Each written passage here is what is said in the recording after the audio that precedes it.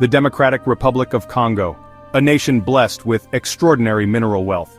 Yet, it remains trapped in a cycle of poverty and conflict. Now, a new chapter is being written. The United States, hungry for the resources that power its technological dominance, has set its sights on the Congo. This potential partnership promises much, but it also awakens the ghosts of past exploitation. Can this time be different? Or is the Congo destined to remain a treasure chest plundered by others? The stakes are high. The Congo possesses vast reserves of cobalt, copper, and lithium. These minerals are essential for electric vehicles, smartphones, and other technologies driving the 21st century.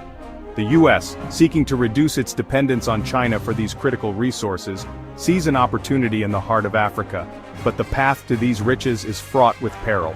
The Congo is a land scarred by conflict, corruption, and a long history of foreign exploitation. The M23 rebellion, fueled by regional power struggles and a thirst for mineral wealth, casts a long shadow over the country's future. This is not just a story about minerals and geopolitics, it's about the lives of millions of Congolese people. They have the most to gain from responsible resource development, but they also have the most to lose from a repeat of the exploitation that has marked their nation's past. Deep beneath the lush rainforests and rolling hills of the Congo lies a treasure trove of minerals. These are not just rocks and ores, they are the building blocks of the modern world.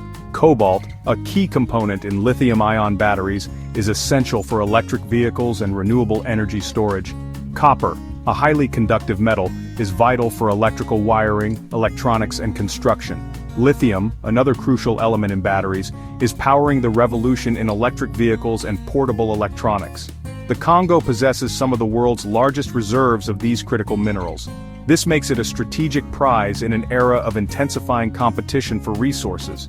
The US, China, and other global powers recognize the Congo's importance. Control over these mineral supplies could shape the balance of economic and technological power for decades to come. The demand for these minerals is only going to increase. The transition to a green economy, driven by the urgent need to combat climate change, will require vast quantities of cobalt, copper, and lithium.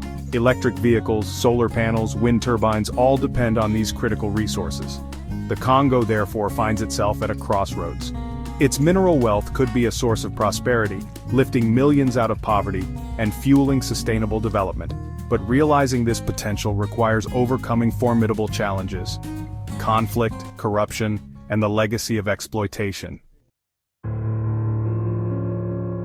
The M23 rebellion, a brutal armed group operating in eastern Congo, poses a significant threat to the country's stability and its ability to benefit from its mineral wealth. This rebellion, fueled by a complex web of regional rivalries, ethnic tensions, and the illicit mineral trade, has displaced millions of people and created a climate of fear and insecurity. The M23 controls vast territories rich in minerals including cobalt and copper. They profit from the illegal exploitation and smuggling of these resources, further fueling the conflict and undermining the Congolese government's efforts to establish control over its mineral wealth. The presence of the M23 also discourages foreign investment and makes it extremely difficult for legitimate mining operations to function. Companies are reluctant to invest in areas plagued by violence and instability. This deprives the Congolese people of much-needed jobs and economic opportunities. The international community has condemned the M23's human rights abuses and called for an end to the conflict. However, efforts to negotiate a lasting peace have been hampered by the group's intransigence and the complex regional dynamics at play. The M23 conflict is a stark reminder of the challenges facing the Congo. It highlights the urgent need for peace and stability to create an environment where the country's mineral wealth can be harnessed for the benefit of its people. Section 4. Echoes of Exploitation, a Legacy of Lost Riches. The Congo's history is tragically intertwined with exploitation. For centuries, foreign powers have coveted its vast natural resources from rubber and ivory to diamonds and minerals. This exploitation has left an indelible mark on the country, shaping its political and economic landscape. During the colonial era, Belgium ruthlessly exploited the Congo for its rubber, ivory, and other resources, committing horrific atrocities against the Congolese people. After independence, the country was plunged into a series of dictatorships and civil wars, often fueled by foreign powers seeking to control its mineral wealth. Even in recent decades, foreign mining companies have been accused of engaging in corrupt practices, environmental degradation, and human rights abuses in their pursuit of the Congo's mineral wealth. This legacy of exploitation has left many Congolese deeply skeptical of foreign involvement in their country's mining sector. The Congolese people have seen little benefit from their country's vast mineral wealth.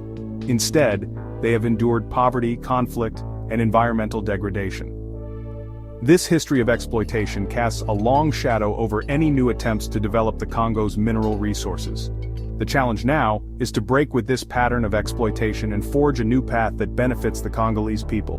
This requires transparency, accountability, and a genuine commitment to sustainable development.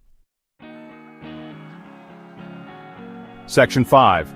A fair deal or a Faustian bargain?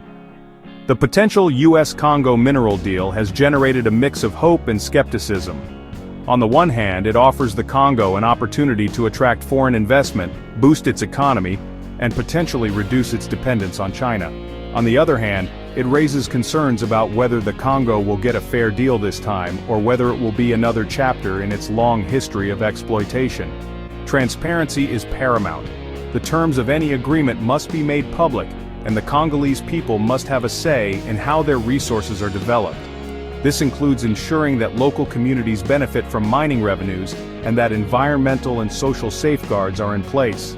The US government has a responsibility to ensure that any deal it strikes with the Congo is fair and equitable. This means engaging with the Congolese government as an equal partner, not dictating terms or exploiting the country's weaknesses. It also means working to address the root causes of conflict and instability in the region, including the illicit mineral trade. The Congo's mineral wealth has the potential to be a blessing, not a curse. But realizing this potential requires breaking with the past and forging a new path based on transparency, accountability, and shared prosperity. Section 6. America's Resource Reckoning, a global power play. The US interest in the Congo's minerals is not an isolated incident. It's part of a broader global trend of major powers scrambling to secure access to critical resources. As the world transitions to a green economy, the demand for minerals like cobalt, copper, and lithium is soaring. This has intensified competition among nations, particularly between the US and China.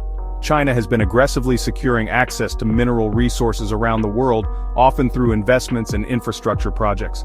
This has raised concerns in the US and other Western countries about becoming overly reliant on China for critical minerals. The US, under both the Trump and Biden administrations, has sought to reduce its dependence on China and diversify its supply chains for critical minerals. This has involved strengthening alliances with resource-rich countries, investing in domestic mining and processing capacity, and exploring new sources of critical minerals like those found in the Congo. The competition for critical minerals has geopolitical implications. It has the potential to reshape alliances, fuel tensions, and even contribute to conflict. The US and China, for example, are increasingly vying for influence in Africa, partly driven by the continent's vast mineral wealth. The race to secure critical minerals is a high-stakes game with significant implications for the global economy, geopolitics, and the fight against climate change. Section 7. The Ethical Imperative, Writing a Different Future for Congo. The Congo stands at a critical juncture. Its vast mineral wealth holds both promise and peril. The decisions made today will determine whether these resources will be a source of prosperity or a curse for generations to come. The international community has a moral obligation to support the Congo in its quest for peace, stability, and sustainable development. This means addressing the root causes of conflict, promoting good governance, and ensuring that the Congolese people benefit from their country's natural resources. Foreign companies operating in the Congo have a responsibility to act ethically and responsibly. This means respecting human rights, protecting the environment, paying their fair share of taxes, and contributing to the development of local communities. Consumers also have a role to play. By demanding transparency and ethical sourcing practices from the companies they support, consumers can help create a more just and sustainable mining industry. The Congo's future hangs in the balance. The world is watching. The time to act is now.